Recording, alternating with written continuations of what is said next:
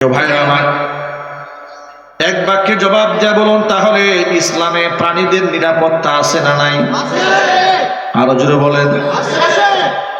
যদি প্রাণীদের এতটুকু নিরাপত্তা থাকে, একটা মানুষের জীবনের নিরাপত্তা এই ধর্মের কত উপরে আপনার কল্পনা করতে পারেন? বিনা কারণে একটা কুকুরকে আপনি আঘাত করতে পারলেন না, বিড়ালকেও যদি আপনি না মারতে পারেন, মানুষ হয়ে মানুষ কি করে এত বড় ষড়যন্ত্র মানুষের সাথে করে? এই যে জুলাই আগস্ট বিপ্লবের সময় মানুষ হয়ে মানুষের সাথে এমন ব্যবহার এই দেশের প্রশাসনের লোকেরা করেছে, জানোয়ারের সাথে মানুষ এত নিষ্ঠুর আচরণ করতে পারে না। এত নিষ্ঠুর আচরণ তারা কি করে করেছে? এই যে আমাদের পাশের এলাকায় সাইনবোর্ডে আহত একটা ছেলেকে মুদি দোকানদার আশ্রয় দিয়েছে নিজের ঘরে। পুলিশ তাকে আশ্রয় দিয়েছে কেন? তার দোকানের শাটার উঁচা করে যে ছেলেটা আশ্রয় দিয়েছে পরে ঠান্ডা মাথায় গুলি করে হত্যা করেছে। ওরা মানুষ না অমানুষ? আরো জোরে বলেন। এই কাজ মানুষ কিভাবে করে, কি করে করে এগুলো? সাধারণ ছাত্র জনতা থেকে শুরু করে আলেম উলামা পীর বুজুর্গ কাউকে তারা সম্মান দেয়নি রাষ্ট্রীয়ভাবে। আল্লাহর কসম করে বলি, তৃতীয় সারির কিংবা এলাকার লোকাল কিছু এমপি মন্ত্রী কিংবা ব্যক্তিগতভাবে কোনো নেতা কর্মী হয়তো কোনো আলেমের সাথে সুসম্পর্ক রেখেছে, ভিন্ন কথা। কিন্তু সামগ্রিকভাবে গোটা রাষ্ট্রের ব্যবস্থাপনা যারা পরিচালনা করেছে, তারা এই দেশের আলেমদেরকে আল্লাহর কসম বন্ধু বানায় রাখে নাই, শত্রু বানিয়ে রেখে দিয়েছিল, জঙ্গি বানিয়ে রেখে দিয়েছিল, তালেবান বানিয়ে রেখে দিয়েছিল, রাজাকার, আল বদর, আল শামস, মৌলবাদ, উগ্রবাদ শব্দ বলে বলে আলেমদেরকে কষ্ট দিয়েছে। ওই দলের এক নেতা একদিন আমাকে বলে, হুজুর আপনি তো জামাত করেন। আমি বললাম আমি জামাত করি, আপনারে কে বললো? বলে আমার দলের বড় নেতারা বলেছে, একবারে কেন্দ্রীয় লিডাররা বলেছে মাদানী হুজুর জামাত করে। আমি বললাম আপনার কেন্দ্রীয় থেকে শুরু করে আপনি পর্যন্ত টোটাল মিথ্যাবাদী। কথা বলেন ঠিক কিনা? এগুলার কাছে কোনো এভিডেন্স নাই, যাকে যা খুশি তাই বলে দমাবার চেষ্টা করেছেন। লক্ষ্মীপুরার মাহফিল থেকে আমাকে ধরে নিয়ে গেছে, স্লিপ দিয়ে নামে, এরকম মাহফিল বয়ান করছি, আমাকে স্লিপ দিয়ে নামে 2018 সালে ফেব্রুয়ারি মাসের 8 তারিখে। আমাকে যখন নিয়ে যাওয়া হচ্ছে, আমি বললাম ভাই আমাকে কোথায় নিয়ে যাচ্ছেন? প্রশাসনের লোকেরা বলে থানায়। একটু স্বস্তি পেলাম, যাক থানায় যেহেতু নিয়ে যাচ্ছে, গুম তো আর করছে না, খুন তো করে ফেলছে না, আয়না ঘরে তো আর ঢুকাচ্ছে না। নিচে কোথায়? জয়দেবপুর থানায়। ওসি আমিনুল ইসলাম দায়িত্বে ছিলেন। কথা বলতে চাইলাম ওসি সাহেবের কাছে যে সাথে কি অপরাধ আমাকে আনা হলো, ওসি কথা বলতে চায় না। 2-3বার রিকোয়েস্ট করার পরে ওসি সাহেব আসলেন, আমার সামনে চা দিলেন, বিস্কুট দিলেন, হুজুরে নাস্তা খাওয়াও। ধরে নিয়ে আসছে, আমার নাস্তা খাওয়াচ্ছে। নাস্তা কি আমার মুখ দিয়ে যায়? খাইলাম নাস্তা। খাওয়ার পরে জিজ্ঞেস করলাম, ভাই আমার কোন অপরাধে নিয়ে আসছেন একটু শুনি আমি। বলে হুজুর আপনাকে যে কেন নিয়ে আসছি তা তো আমি জানি না, উপরের নির্দেশ, উপর থেকে নির্দেশ এসেছে আপনাকে ধরে আনতে হবে, ধরে নিয়ে আসছে। রাখলো নিয়ে থানার গারদে। আমার মোবাইল, মানি ব্যাগ, টাকা পয়সা, বলো ড্রাইভারকে দিয়ে দেন, বাড়ি নিয়ে যান। চলে গেল। এরপরে কিছু সময় সেখানে একাকী গারদে, যে ডিবি আমাকে নিয়ে গেল গারদে, আমার হাত ধরে একাকী চোখের পানি ছেড়ে দিয়া কান্না করে দিয়ে বলছে, হুজুর আমারও 2টা ছেলে আছে, যে কাজটা আপনার সাথে করেছে হুজুর আমাকে বদদুয়া দিয়েন না, তাহলে আমার বংশ সহ ধ্বংস হয়ে যাবে। বিয়াদবি করেছে আপনার সাথে, কিন্তু আমি জানি আপনাকে মাহফিল থেকে নিয়ে আসছে হুজুর, কিন্তু আমার কিচ্ছু করার ছিল না, আমি চাকরি করি, হুকুমের গোলাম, আমাকে নির্দেশ দিয়েছে আমি নিয়ে এসেছি। আমি মন থেকে তাকে ক্ষমা করে দিয়েছি। বেশ কিছু সময় পরে দেখি এক ভদ্রলোক, বয়স্ক মানুষ, হুইল চেয়ারে করে চলে, তাকে নিয়ে গারদে আমার সাথে নিয়ে ঢুকাইছে। আমি তার দিকে তাকায় আছি। আমি মনে মনে ভাবলাম, আমি না হয় ইয়াং মানুষ, জোয়ান মানুষ, এই মুরব্বিরে কেন আনছে? তাকে ডাক দিয়ে বললাম, চাচা আমি না হয় জোয়ান মানুষ, আমাকে ধরেছে, কিন্তু আপনি তো মুরব্বী মানুষ, আপনাকে কেন ধরছে? আপনি কি রাজনীতি করেন নাকি? জিজ্ঞেস করছি। তো তাকে তো আমি চিনি না, জানি না।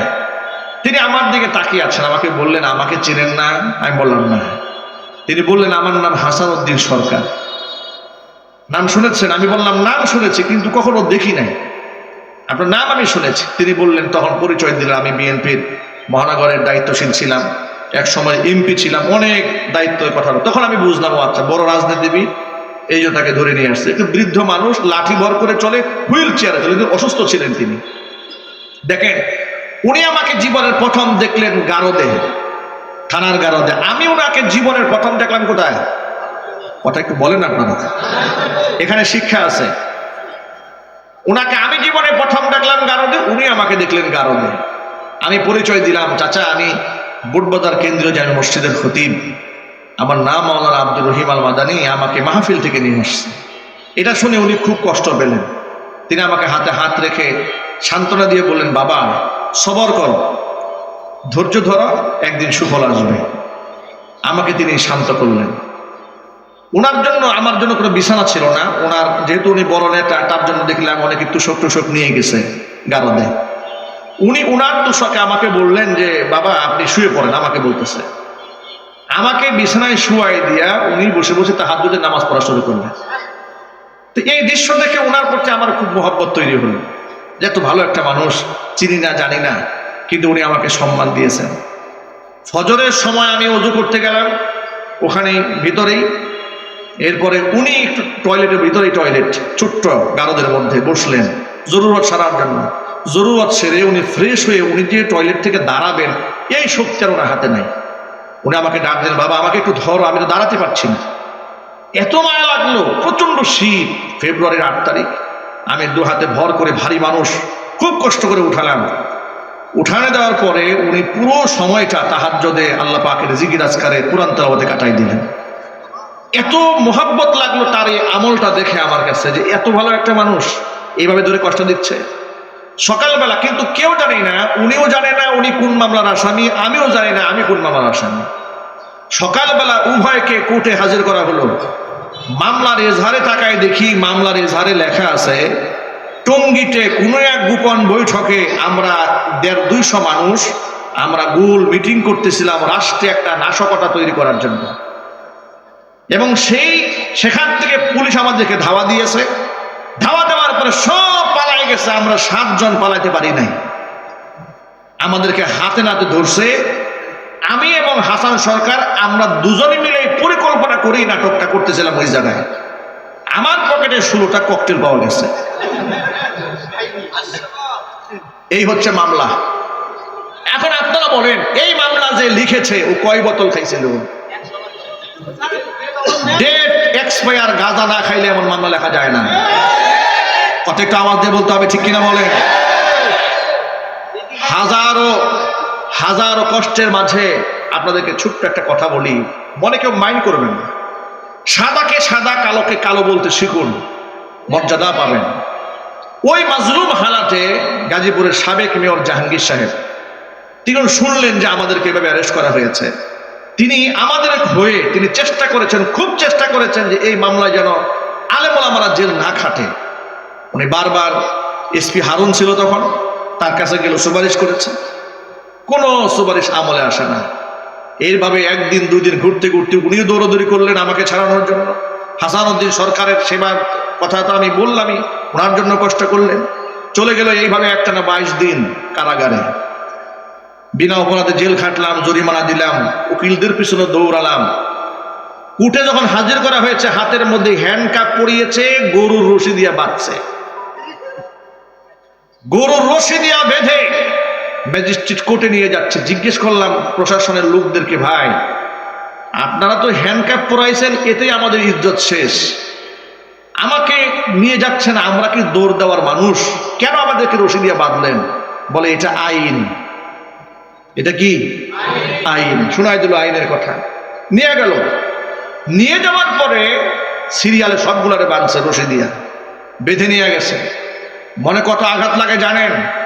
গতকালকে দেখলাম আলেম ওলামারা মিথ্যা মামলার আসামি হওয়ার পরে যারা আলেমদেরকে 2 পায়ে ডান্ডা বেরি পড়িয়েছে, বুলেট প্রুফ জ্যাকেট পরিয়েছে, মাথার মধ্যে হেলমেট পরিয়েছে, দুই হাতের মধ্যে হাত করে এইভাবে লাগিয়ে টেনে হিসড়ে গরু ছাগলের মতো জঙ্গলি জানোয়ারের মতো কোর্টে হাজির করেছে। আজকে দেখলাম, আপনারা অনেকে দেখেছেন, বাংলাদেশের কুখ্যাত সন্ত্রাসী, জুলাই আগস্টের গণহত্যাকারী, আওয়ামী লীগের সেই সমস্ত এমপি মন্ত্রী এবং দূষরেরা তারা অ্যারেস্ট হয়েছে। ওদেরকে মানবতা বিরোধী অপরাধের ট্রাইব্যুনালে নিয়ে যাওয়া হচ্ছে। হাতের মধ্যে হ্যান্ডকাপ নাই, পায়ের মধ্যে ডান্ডা বেরি নাই, অথচ ওরা কুখ্যাত সন্ত্রাসী, মানুষের খুনি, অসংখ্য ছাত্রকে খুন করেছে। 2,500-এর উপরে মানুষকে ওরা ব্রাশ ফায়ার করে ডাস্টবিনে নিক্ষেপ করেছে। কথা বলতে হবে মুসলমান, ঠিক কিনা বলে?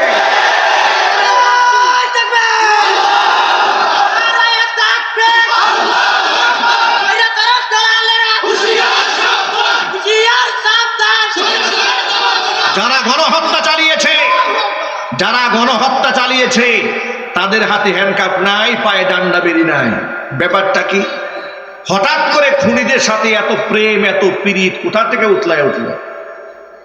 আলেমদেরকে রশি দিয়া বাঁধার সময় দেশে আইন ছিল, এখন দেশে আইন নাই। আমরা অন্তর্বর্তীকালীন সরকারকে বলছি, খুনিদের সাথে কোনো আতাত চলবে না। তারা মানবতার দুশ্মন। তারা শুধু আলেমদের উপর দুশ্মনী করেছে তা নয়, ভিন্ন মতের যাকে পেয়েছে তাকে শত শত মামলা দিয়েছে। কথা বলেন। এই যে পরিচালক বলেছেন না যে মাহফিল করতে গেছে, ডিবি দ্বারা এসে ধরার জন্য।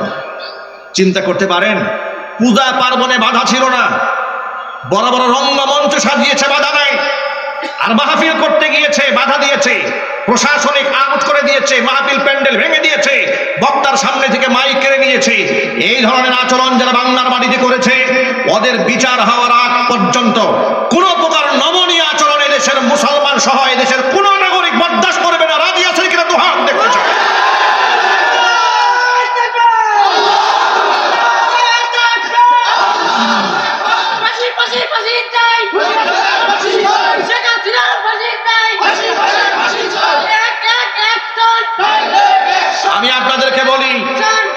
আমি আপনাদেরকে ছোট্ট করে বলি, ইনসাফ হচ্ছে খুনের বদলায় খুন।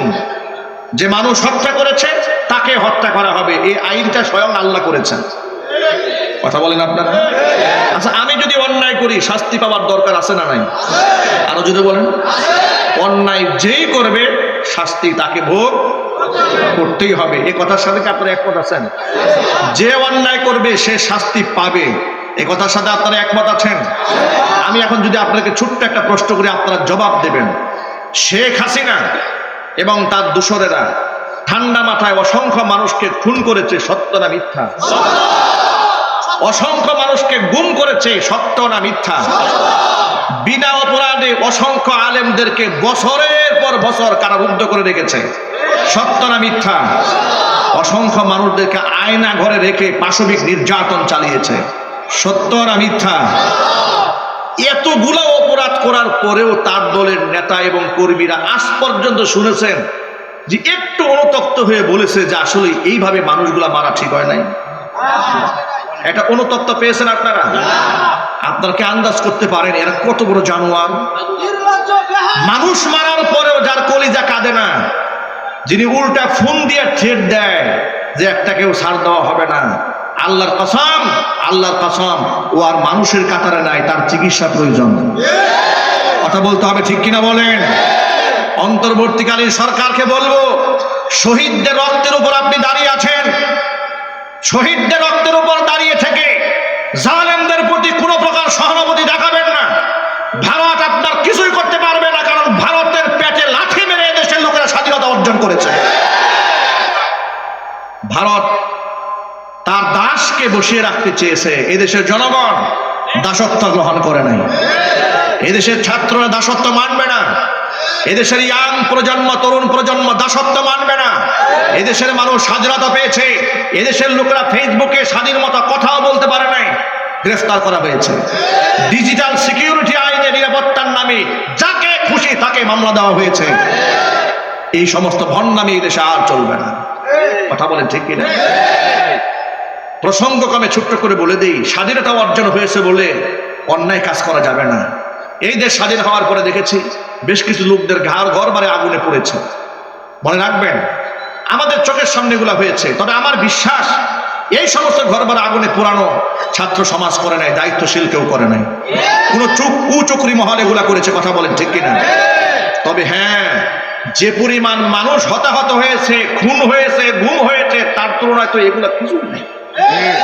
কথা বলেন, এই কাজগুলো যদি অন্য কেউ করতো আর তারা যদি বিপ্লব ঘটাইতে পারতো তাহলে কি হতো জানেন? কি হয়েছে এই দেশে? কয়জন লোককে হত্যা করা হয়েছে, কয়জন লোককে গুম করা হয়েছে, বরং এখনো পর্যন্ত জামাই আদর করে আদালতে তোলা হচ্ছে। মনে রাখবেন, এই দেশে ইনসাফ কায়েম হওয়ার আগ পর্যন্ত আমাদের লড়াই থামবে না। যুবকেরা, যদি আবার বিপ্লবের ডাক আছে, জালেমদেরকে যদি কোনো ব্যক্তি আবার প্রত্যাবর্তন করার জন্য, তাদেরকে নতুন করে সেটেলমেন্ট করার জন্য ষড়যন্ত্র করে, সেই ষড়যন্ত্র রুখে দেওয়ার জন্য কি আপনারা প্রস্তুত আছেন? কারা কারা প্রস্তুত? হাত দেখতে চায়। কারা কারা প্রস্তুত আছেন? দুহাত তুলেন।